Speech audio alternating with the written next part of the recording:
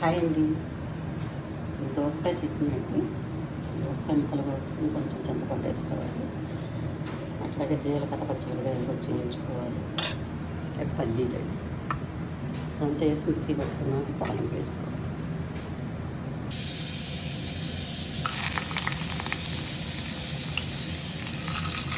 Hi అండి. ఇది దోసకాయ పచ్చడి తాలింపు అండి.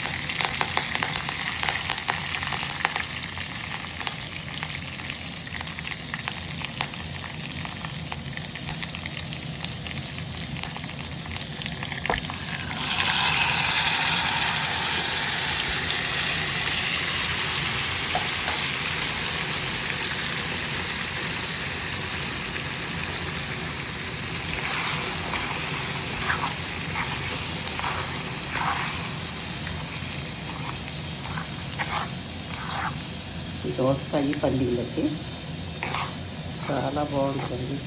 అన్నంలోకి బాగుంటుంది, దోశల్లోకి బాగుంటుంది.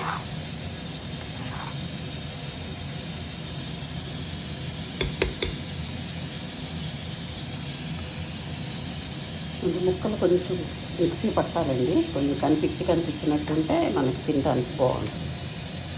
మరీ మెత్తగా ఉన్న బాగోదు, మరీ ముక్కలుగా ఉన్న బాగోదు. కచ్చలాడుతూ ఉంటే ఇట్లా కొంచెం చేస్తే ఇట్లా కొంచెం పేస్ట్ లాగా ఉంటుంది. అక్కడక్కడ ముక్కలు తగులుతుంది. చాలా బాయ్.